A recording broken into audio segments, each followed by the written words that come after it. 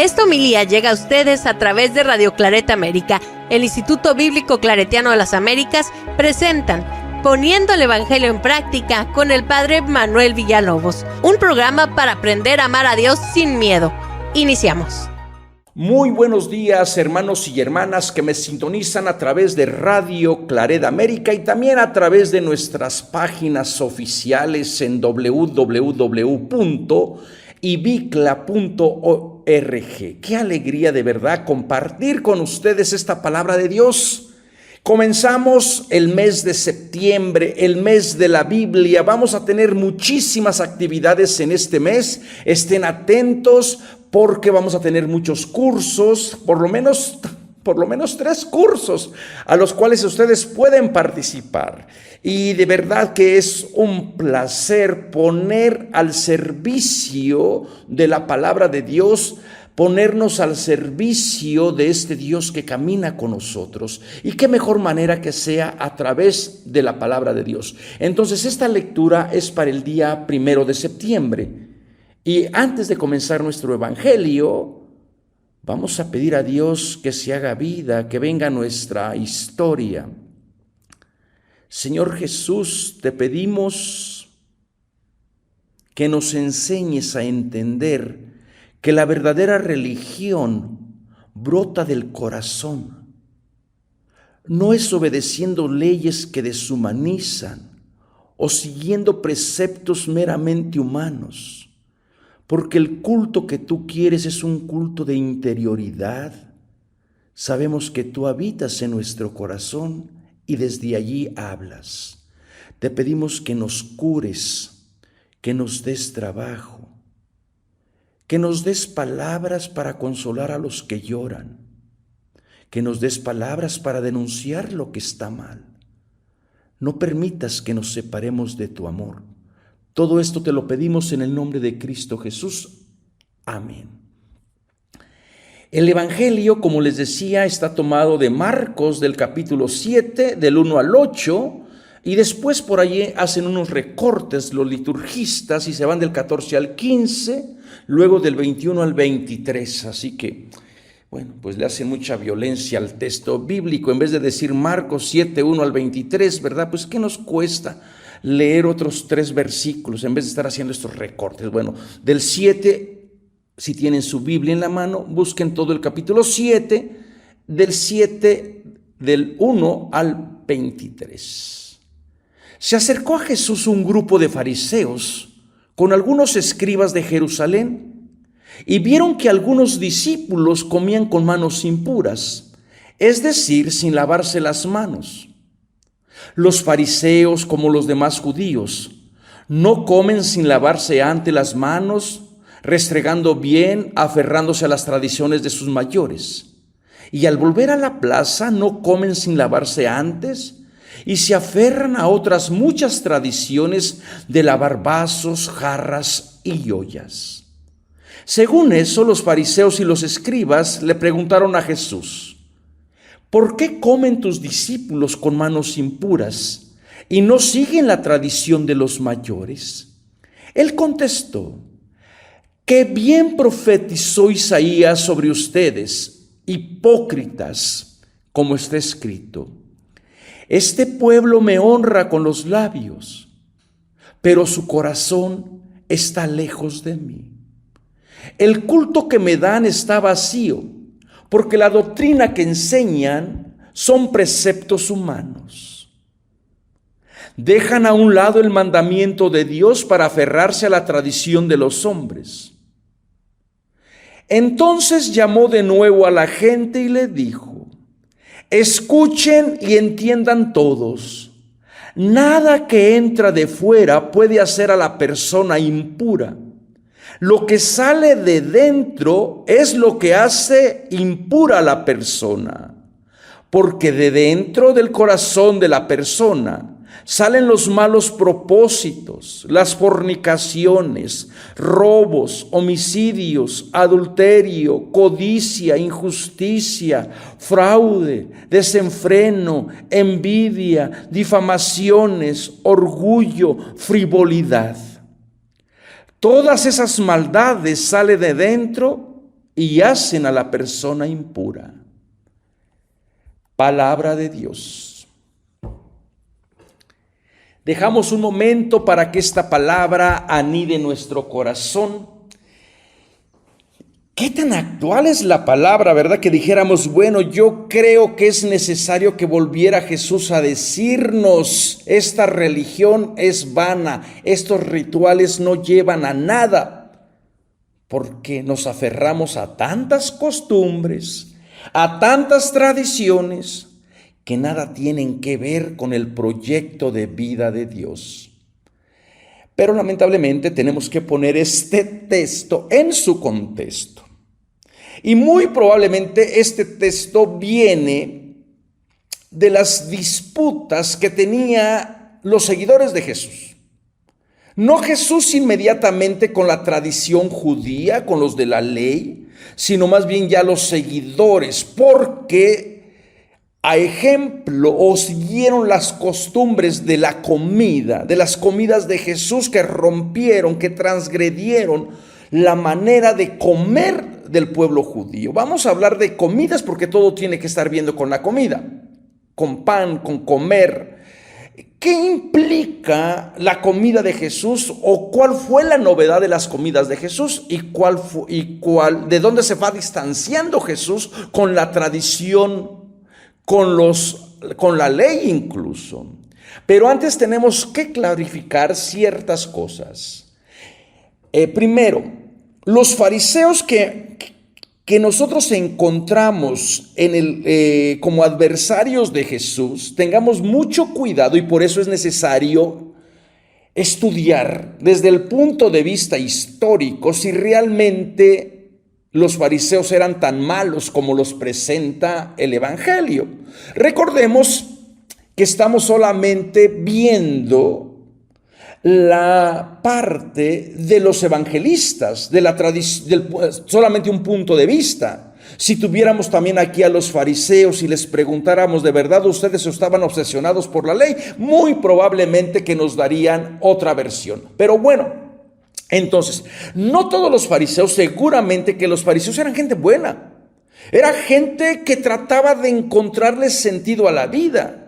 Y si ya no hay templo, el templo se destruye en el año 70, entonces la ley y la casa y la manera en que se coma o se enseñe en la casa va a ser como una réplica de un templo en potencia. Y entonces, ¿qué va a pasar? Que este grupo de fariseos va a tratar de encontrar cómo agradar a Dios. Y bueno, una de esas maneras es a través de la ley, porque es lo único que les queda. Ya no hay lugar donde ofrecer el sacrificio, ya no está el animal, ya no está el santo de los santos. Entonces lo único que la comunidad tiene ahora es la ley para poder cumplirla, para poder seguirla y, claro, las tradiciones de los mayores. En segundo lugar, Jesús es judío, vivió como judío, cumplió la ley como los judíos. Lo que Jesús cuestiona, y aquí es la novedad de Jesús, son las tradiciones, las añadiduras que se le hicieron a la ley. Y bueno, a lo mejor en este evangelio no se ve tan claro, ¿verdad? Pero en Mateo, que viene de una tradición judío-cristiana, va a decir Jesús que no ha venido a abolir la ley, que ha venido a darle su plenitud. Jesús entonces cumple la ley, lo que cuestiona son ciertas añadiduras, ciertas interpretaciones, y que hicieron de la ley un Dios, y Jesús les va a decir, no puede ser esto. La ley tiene que estar al servicio de la vida, tiene que tener un fundamento. Todo mundo nos manejamos por leyes. Queramos o no, nos manejamos por leyes. Necesitamos un orden. Decían los latinistas, creo que este era el dicho, dura lex sed lex. Dura es la ley, pero es la ley. Bueno, y en palabras de José Alfredo Jiménez, la ley es la ley, con dinero y sin dinero hago lo que quiero y mi palabra es la ley. Bueno, entonces la ley es lo que da vida. La ley, nos guste o no, tenemos que cumplirla. Jesús cumple la ley, pero la cuestiona cuando la ley, en vez de dar vida, se vuelve opresora, se vuelve la enemiga del ser humano. Y el otro punto, que es el que más me interesa aquí ahora, es la cuestión de pureza. ¿Cómo entendemos el concepto de pureza? Cuando ustedes escuchan la palabra pureza, de seguro que están pensando en cuestión de la sexualidad. Ay, tuvo un pensamiento impuro. ¿Y qué es un pensamiento impuro? Bueno, vete a saber.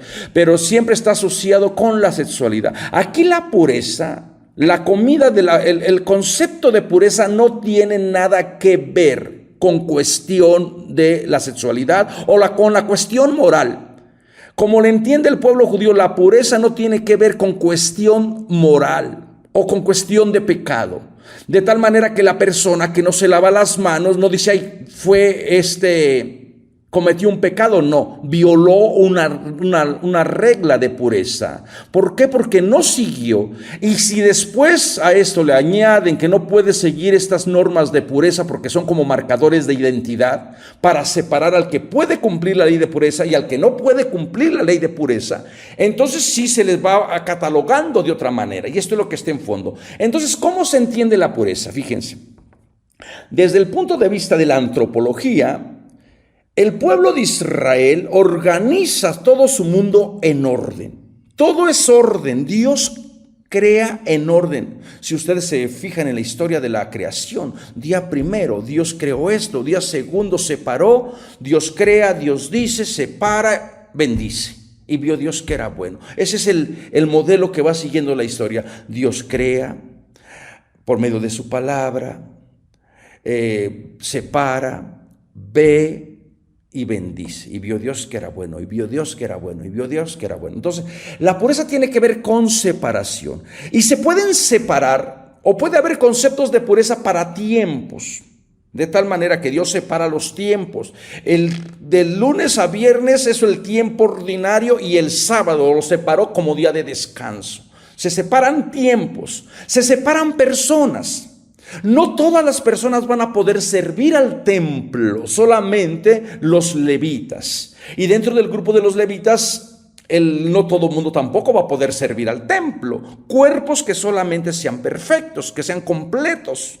Así que el cuerpo del mutilado, del sarnoso, del leproso, del tísico, del que tiene el testículo aplastado, el pene mutilado, cuerpos desechables. Esos no pueden pertenecer ni siquiera a ofrecer la ofrenda al Señor. Se separan cuerpos, se separan tiempos, se separan espacios. No en todos los lugares se puede ofrecer la ofrenda. Tiene que ser el templo de Jerusalén.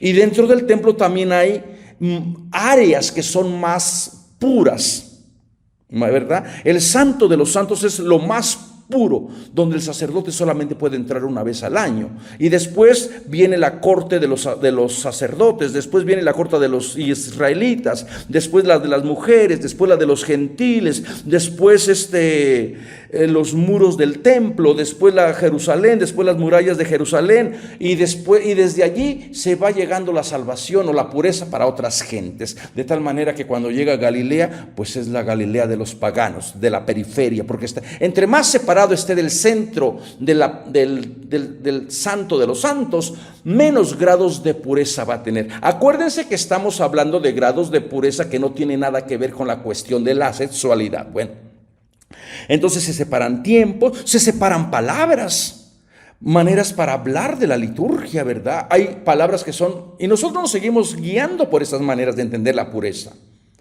Todo tiene entonces que ver con orden. Si yo si yo estoy trabajando en el campo, van a decir, ¿pero cuándo? Bueno, pues en alguna ocasión yo he estado trabajando en el campo y traigo mis zapatos con barro, llenos de barro. Allí en el campo está bien, pero si yo entro a mi casa con los mismos zapatos de barro, contamina, porque esos zapatos están fuera de lugar, no están en su lugar apropiado, fuera de lugar. Cuando están esos zapatos con barro en el campo, en el jardín donde yo estoy trabajando, está en su contexto. Todo tiene que ver con contexto y orden. Pero si yo entro con esos mismos zapatos al O brinco en la cama con esos mismos zapatos. Usted ya casi los imagino viendo el horror, ¿verdad? Brincando yo con esos zapatos llenos de barro. Bueno, eso contamina, está fuera de lugar.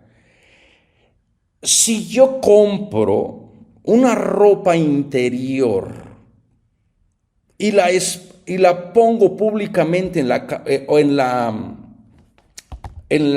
la mesa, esa ropa interior, aunque esté limpia, contamina.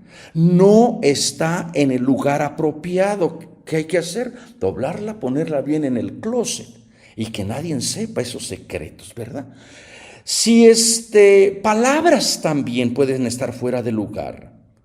Si yo estoy en la hora de la consagración y de pronto paro la consagración y digo, ay, se me ocurrió el chiste más maravilloso. Fíjense que el otro día, fuera de lugar, pero si yo digo ese chiste donde estamos en una fiesta, o si de pronto yo me pongo a bailar fuera de lugar, si yo quiero ir a la misa con short, con sandalias, como mucha gente va, como si fuera la playa, fuera de lugar, no tiene nada que ver con pecado, tiene que ver con contexto. Está impura la persona en ese sentido, así como lo entendería el pueblo de Israel.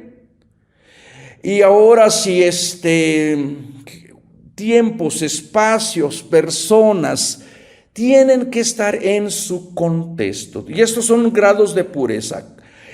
Y entonces también estos grados de pureza sirven para identificar a la persona. Son marcadores de identidad que te van a decir a qué grupo perteneces. Y cuando se transgreden, cuando se cruzan, cuando no están tan fijos esos grados de pureza, entonces a la gente le cuesta trabajo entender porque piensan que su identidad está puesta en peligro. Siempre estos códigos de pureza, de identidad, aparecen cuando hay crisis. Por ejemplo, mucha gente ahora en la iglesia, tenemos dos extremos casi. Unos los que estamos tratando de hacer vida a las palabras del Santo Padre, y otras personas que se han opuesto totalmente, incluso para llamar al Santo Padre hereje, o un apóstata, o alguien que no representa realmente las enseñanzas de Cristo. O sea, extremos. ¿Por qué? Entonces, la gente que cree que el Papa Francisco no representa que no es el vicario de Cristo, entonces ¿qué es lo que hacen? Volver a la misa de latín, volver a utilizar el hábito, volver a mortificar el cuerpo. ¿Por qué? Porque estos marcadores de identidad les ayudan a ellos para decir, nosotros no somos como los otros, nosotros somos diferentes, y esto es lo que nos distingue. Y por eso hay muchísima gente que está con este afán de hacer lecturas apologéticas, de estar defendiendo la fe, de decir nosotros somos la única verdad, fuera de nosotros no hay salvación. Y en cambio estamos otras personas que estamos tratando de decir, bueno, ¿qué diría Jesús en todo esto? Toda esta larga introducción es para que puedan entender el contexto de la pureza. La pureza entonces sirve como un marcador de identidad. Si Jesús transgrede la manera de comer y las personas con quien come, uno se tiene que preguntar por qué Jesús lo hace y cuál era la finalidad. Y esta enseñanza o estas actitudes o este comportamiento de Jesús van muy contrario a lo de los escribas y de los fariseos. Jesús representa entonces una manera muy particular de comer o de entender la ley, una enseñanza única. Y esta enseñanza que Jesús representa desde el punto de vista de los fariseos y de los escribas es contraria a sus creencias. Todo el capítulo 6, bueno, también antes también estuvo el capítulo, aquí en el capítulo de Marcos, estuvo el capítulo 6 con la multiplicación de los panes. Y en Marcos hay dos multiplicaciones de panes. una en territorio judío, una en territorio pagano. Y en el capítulo 6 de Marcos entonces está dominado por el tema de la comida, de pan, pero este es un pan que se da para los enfermos, para los cojos, para los lisiados, para los paralíticos, para los enfermos, para los mudos, para los endemoniados, como señal de que el reino de Dios ha llegado. Tristemente, desde el punto de vista de los escribas y de los fariseos, ese pan, esa comida, no sigue las reglas de la pureza. Entonces aparecen estos dos grupos. Por un lado, la propuesta de Jesús con su pan que da vida, y por otro lado, la propuesta de los de la ley, la tradición, las costumbres, que ven en la manera de comer de Jesús un escándalo. Entonces, estos son los dos grupos que aparecen, ¿verdad? Y que miren, coincidencia, también hemos estado hablando por 4 domingos sobre el pan de vida del capítulo 6 de Juan, y la coincidencia es de que también aquí aparece en el capítulo 6 de Marcos todo el tema del pan de vida. Entonces están esta primera acusación. Este pasaje entonces comienza con los fariseos en conjunto. Los fariseos en conjunto y luego algunos escribas que vienen de Jerusalén para acusar a los discípulos de Jesús. Qué interesante. No es la primera vez que la gente del poder, recuerden que todo el poder político religioso está en Jerusalén. Simbólicamente, si Marcos escribe antes de la destrucción del templo, entonces el templo todavía tiene este dominio, ¿verdad? Y los del poder vienen para ver si lo que Jesús está realizando, lo está realizando con el poder de Dios o no. Lo quieren deslegitimar, es decir, tú no representas a Dios, porque si representaras tú a Dios, seguirías las normas, seguirías las leyes de pureza y sobre todo seguirías la ley de Moisés. No es la primera vez que el pueblo viene desde Jerusalén, que hacen toda una misión. Fíjense cómo hay gente obsesionada por ir a catalogar a la otra persona de enferma. Allá por el capítulo 3 vinieron también los escribas, los maestros de la ley desde Jerusalén, para decirle a Jesús: tú no enseñas, tú no curas con el poder de Dios, tú lo haces con el poder de Belcebú, el príncipe de los demonios. Y Jesús se defiende. ¿Qué es lo que está tratando de decir? Desde el centro político de Jerusalén están investigando quién puede representar a Dios y quién no.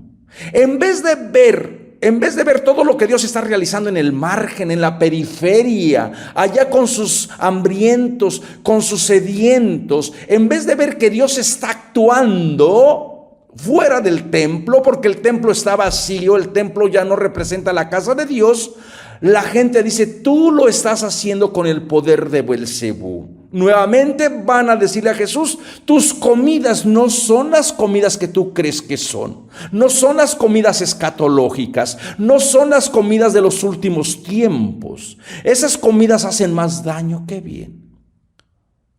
Lamentablemente están hablando los del poder, no está hablando la gente del pueblo. No están hablando los que se benefician de esa comida. Los que antes no eran incluidos, ahora son incluidos. Así que los fariseos, que aparecen como un grupo, aparecen como un movimiento bien diferenciado, que se distingue por el medio de la comida. Las comidas de los fariseos no son la comida de Jesús. Y de esta manera se pone de relieve que los fariseos tenían sus propios escribas, sus propios intérpretes de la ley, y que ellos estaban interesados por los ritos de pureza en la comida, exigiendo la separación de los que son de Dios, el pueblo elegido, de los paganos, los que cumplen la ley de los que no la cumplen, porque después de todo la comida para eso sirve, para identificar, son marcadores de identidad. ¿Quién sí cumple la ley y quién no cumple la ley? Por eso es que los fariseos practican un ritual de ayuno, lo mismo que los seguidores de Juan el Bautista. Entonces, este grupo es contrario al grupo de Jesús. ¿Y cómo lo sabemos? Por la manera de comer. Entonces, las comidas de los fariseos son exclusivas, no puede comer todo el mundo con ellos, se guardan ciertos preceptos, se comen ciertas comidas. En cambio, las comidas de Jesús están abiertas para todo mundo, para todas las personas que puedan y quieran. Y el punto de partida o de discrepancia es acerca de la ley.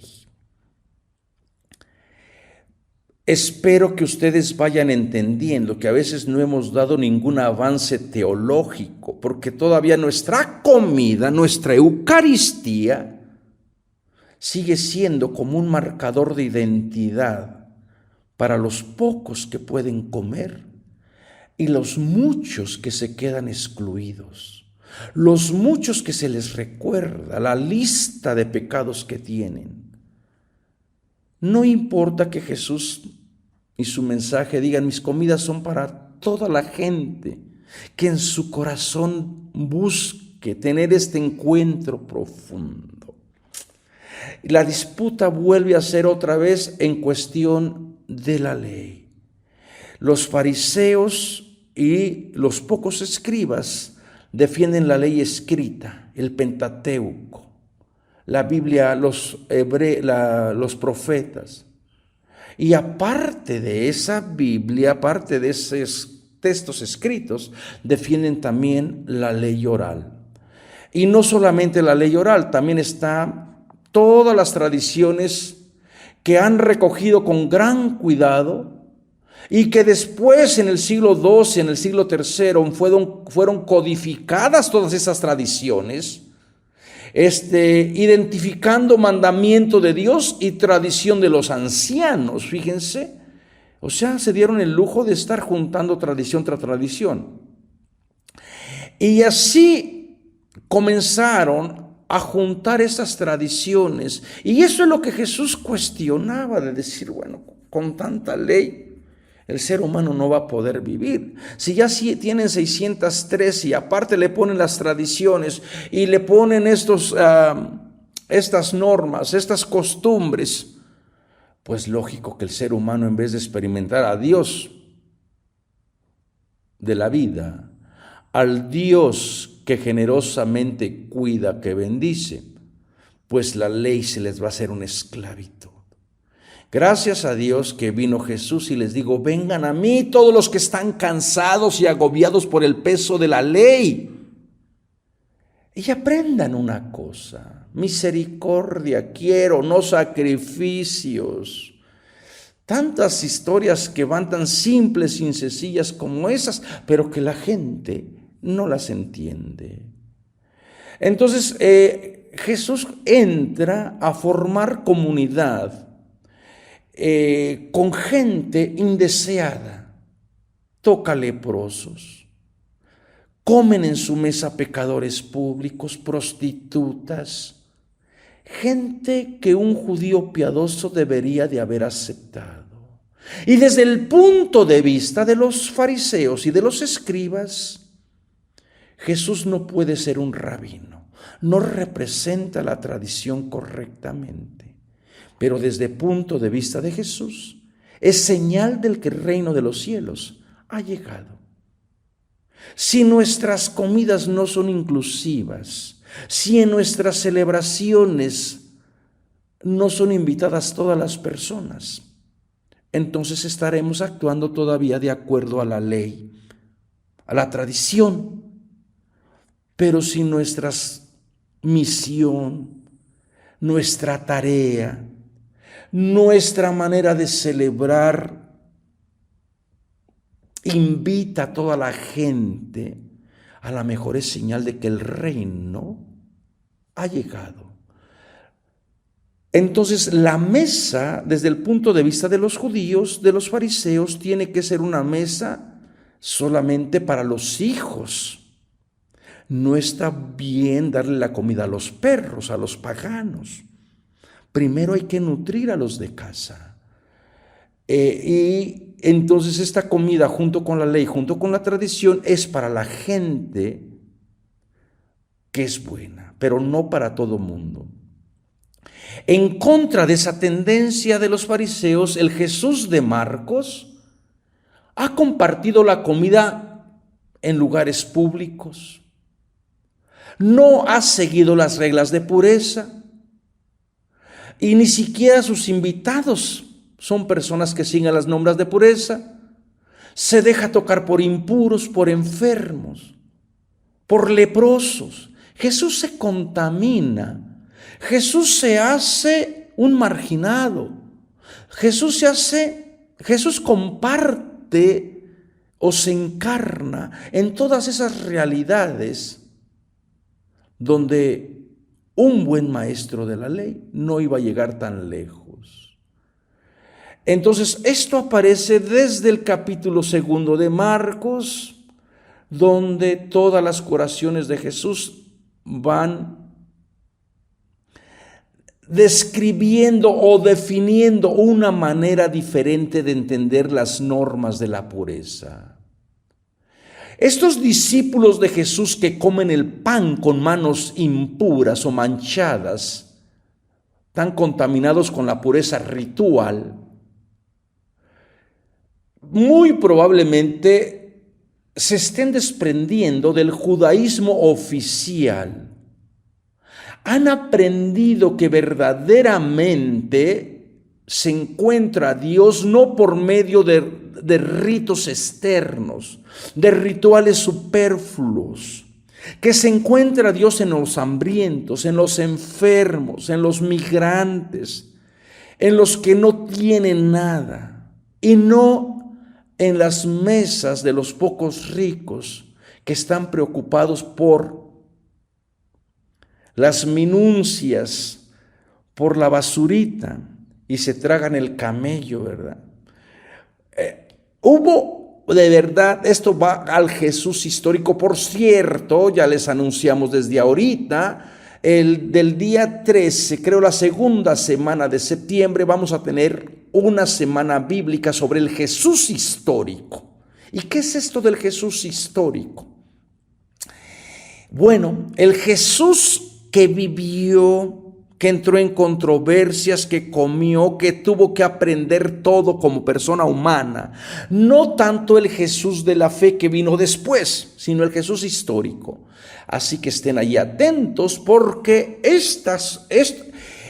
esta comunidad muy probablemente le fue fiel al Jesús histórico, que está compartiendo alimento, compartido para todas las personas que vienen, sin distinguir quién cumple el ritual, quién no lo cumple, quién tiene la ley, quién no la tiene, quién se pone el escapulario, quién se pone el otro escapulario, quién pertenece al grupo de la adoración nocturna y quién no pertenece al grupo de la adoración nocturna, o quién pertenece a la cofradía del santo reproche y quién pertenece a la de la rodilla ensangrentada. Esas cosas, desde el punto de vista de Jesús, esos marcadores son rituales vacíos, si no van acompañados de la misericordia, de la compasión y de la justicia.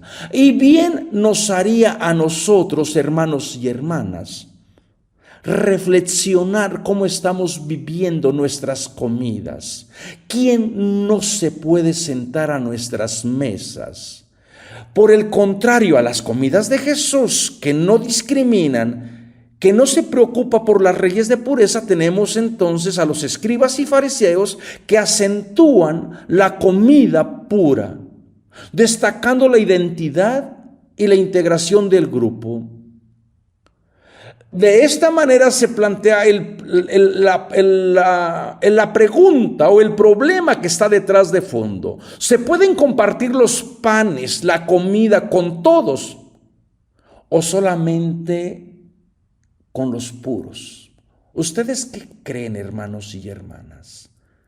Pureza en el sentido que se entiende en el Evangelio. ¿Se debe de compartir la comida con todo mundo?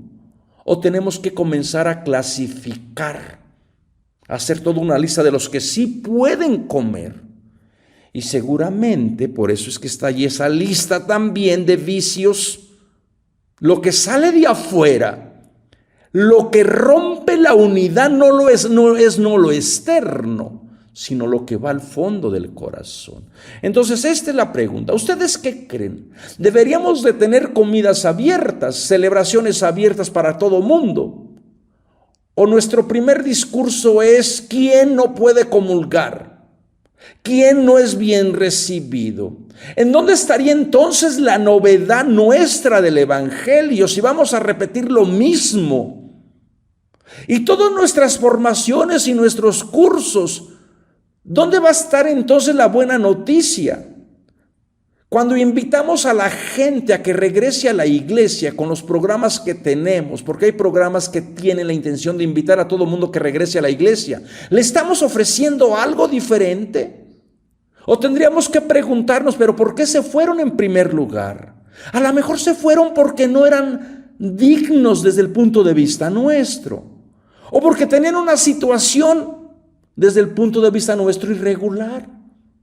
¿Ha cambiado? ¿O le vamos a repetir el mismo mensaje para lastimarlos más? Entonces, esta es la cuestión.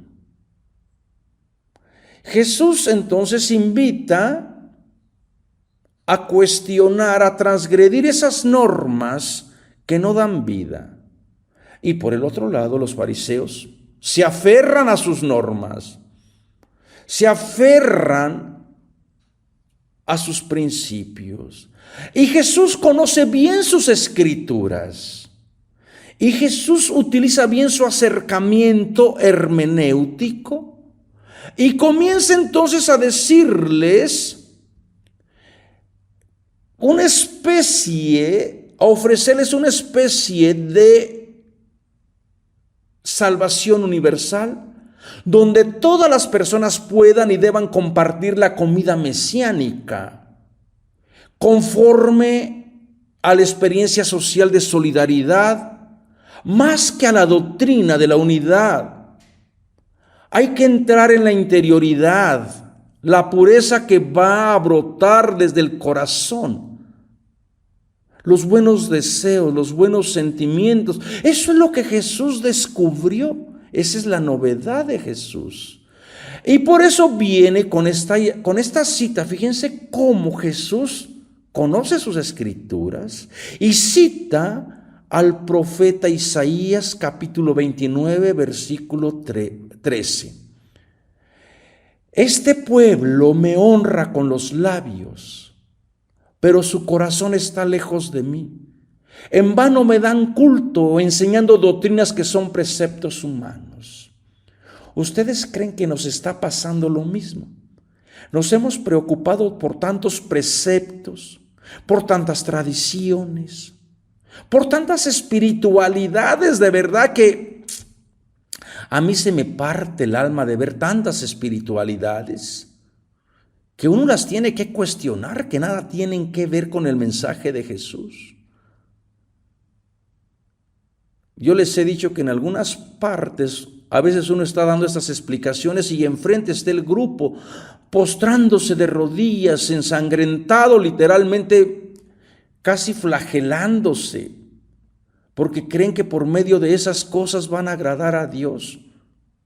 ¿Será acaso ese sufrimiento el que Dios quiere? Les pongo este ejemplo. Bueno, hay muchas cosas de gente que en vez de entrar en la interioridad, o comienzan a juzgar sin saber lo que la persona lleva en su corazón. Y de verdad que uno se queda espantado cuando hay tanta gente, tantos fariseos modernos, que han sacado a la gente que va a comulgar ya en la línea y los han sacado de allá diciéndole, tú no puedes comulgar. Y yo digo, ¿quién es esta persona que tiene tanto poder? Y la otra persona se lo cree y luego viene llorando a decir, es que me dijo que yo no podía comulgar. Claro, y como la otra persona es Dios, y como la otra persona tiene línea directa con Dios para decir quién puede y quién no, eso es solamente Dios. Dios busca en el corazón, en la interioridad. Dios solamente sabe tú qué llevas en tu corazón. Dios solamente sabe qué vas cargando. ¿Cuáles son tus preocupaciones? ¿Por qué lloras? ¿Por qué caminas? Nadie tiene el derecho de venir a hacerte violencia con esos discursos, con ese endoctrinamiento, poniéndote más cargas. Hermano, hermana, por favor, si tú en tu corazón sientes el deseo de comer, de comulgar, de participar, hazlo. Y si tú piensas que te vas a ir al infierno, yo me voy por ti. Yo me quemo por ti. Lo que está diciendo Jesús es bien importante. En vano me dan culto.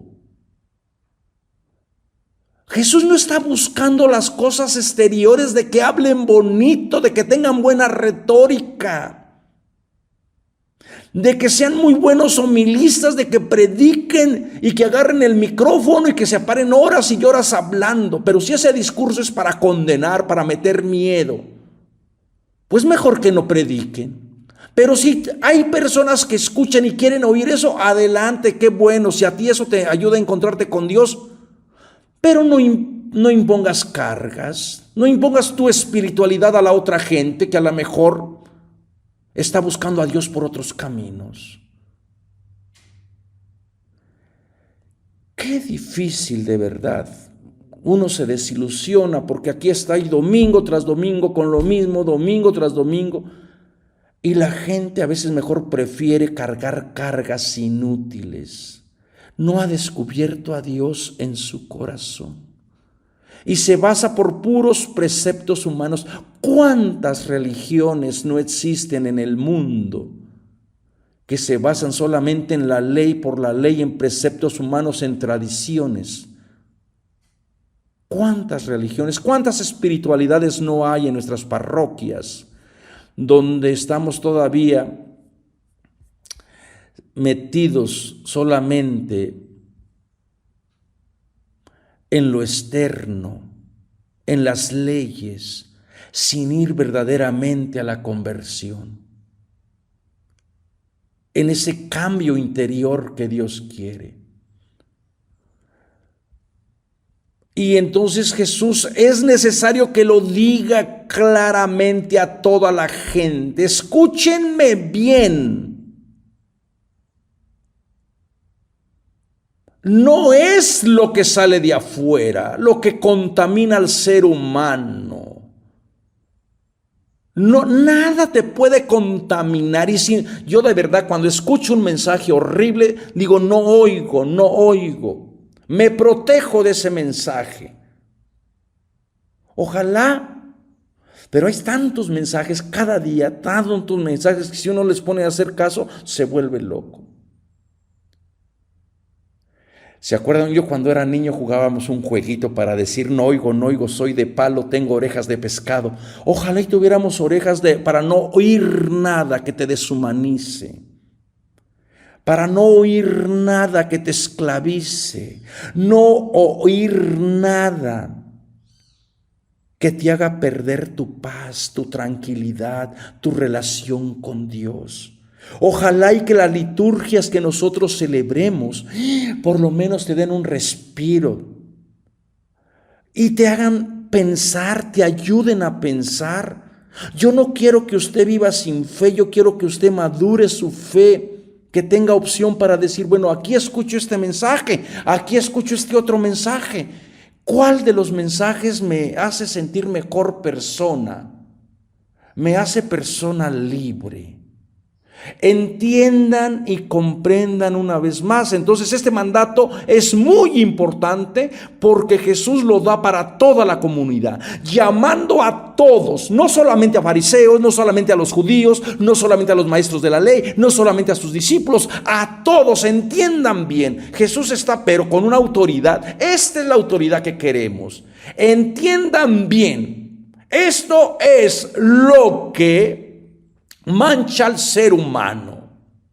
No estas prácticas de verdad que son señales del reino, esas al contrario le dan vida.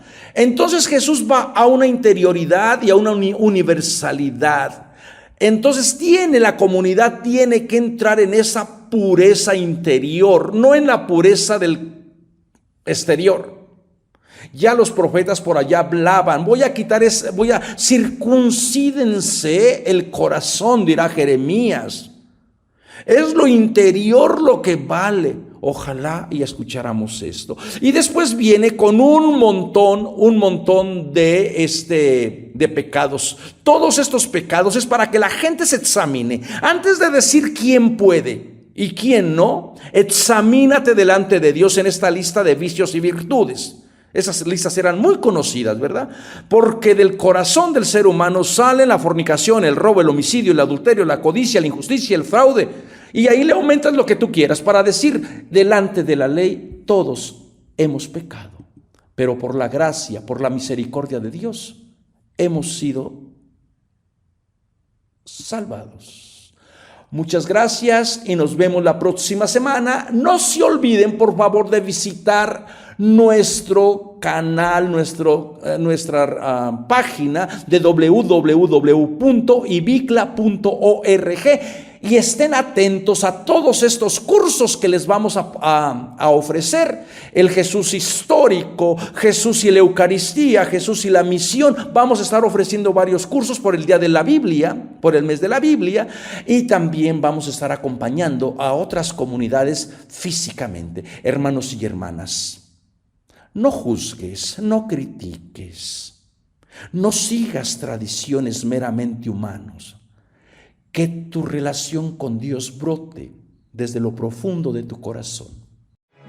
Los invitamos a escuchar más programas de crecimiento espiritual y emocional en radioclaretamerica.com y a seguir en YouTube a la Escuela Bíblica Claretiana de las Américas. Visite ibicla.org.